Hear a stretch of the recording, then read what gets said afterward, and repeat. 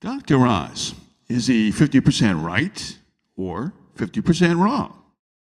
Turns out this morning I read that the Washington Post reports 50% of what Dr. Oz claims is, to their mind or to the reporter's mind, based on inaccurate evidence, inaccurate scientific evidence. Well, in his defense, Dr. Oz is more of a moderate in terms of the natural health field. He is formerly a neurosurgeon who came into the public limelight primarily through the Oprah show. Now, I don't watch much TV per se myself. I'm too busy in my different projects, my music, my high-end coaching with my sports athletes, working with some of my clients on reversing cancer or weight loss, so on and so forth. I have so many things going on in my life that when I finally get to the TV, I want to watch something educational. So I guess what I'm trying to say is I watch public TV more when my mother comes over. Okay, she turns on the TV, and I try to guide her towards something productive, something educational, rather than something mindless. Everybody has their favorites, but that's where I like to, focus my family on and influence my mom. So anyway, when I turn on the TV, I try to guide her towards the Oprah Network or towards Dr. Oz. My mom, I love her to death, but I've been trying to spend since 1983 trying to have her eat better, think better, so on and so forth. She's from the old school on, butter bread and all these other things. Well, things have changed in terms of what's in the butter, what's in the bread, and all the different discoveries that the Western world has come across with since she was a child in the Depression era, when anything, second to starvation was acceptable.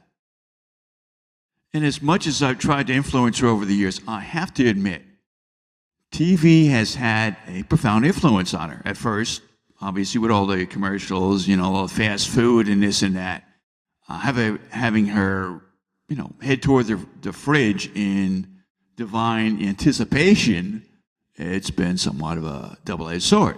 However, with Dr. Oz coming on, she would watch it. And at the end of the show, she would actually be asking me questions about this, that, and the other. And coming from a mother that's 82, she's has her bouts with dementia, has her bouts with all these other things. She's had a heart attack. She's open heart surgery, the whole 9 yards.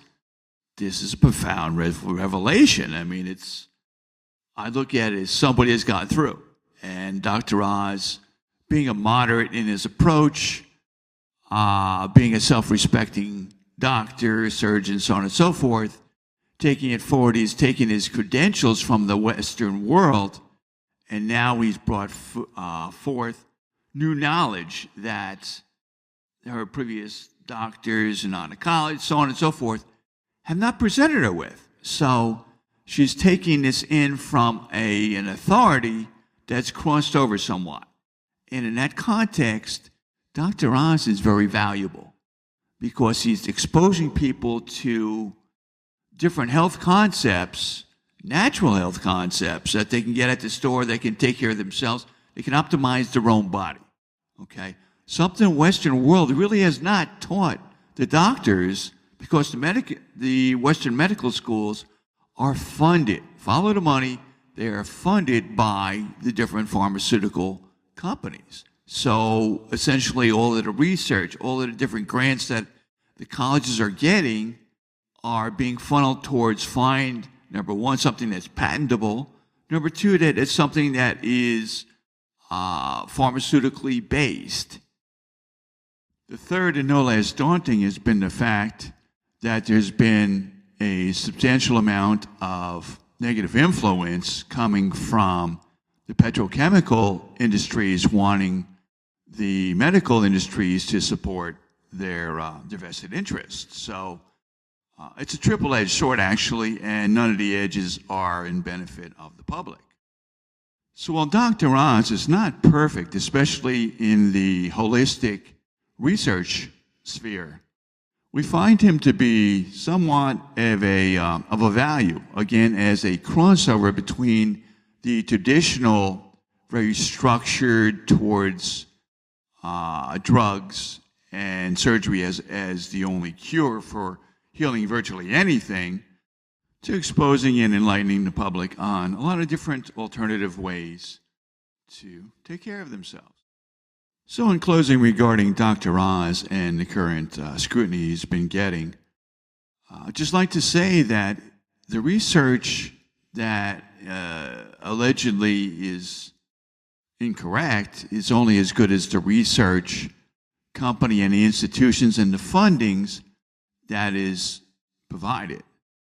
Okay, so if you have a pharmaceutical company, a petrochemical company providing all of the funding research for the research grants from the universities, as well as the entire medical educational systems, then consequently all of the research formally and informally, as well as the research being sought after, is ultimately going to be skewed in that context and to be something synthetic and patentable and ideally petrochemically based. So we're back to square one. Now, Dr. Oz opened the door, but let's open that door a lot further. I invite you to come on to my next online workshop. It's free, no obligation. Just call my assistant at 321-445-1374. This is Glenn B. Stewart. Thank you for inviting me to visit with you today. So again, call my assistant, 321-445-1374, and look forward to seeing you on the free seminar. You'll learn a lot. You'll come away with a lot of different aha moments, and be sure to bring a pen and piece of paper to take some notes. Thanks for stopping by our Healthy, Wealthy, Wise You YouTube channel, and be sure to like and share all of the different videos that you found to be educational and obviously help providing for you and your family. Thank you again. This is Glenn B. Stewart, globally acclaimed holistic health researcher.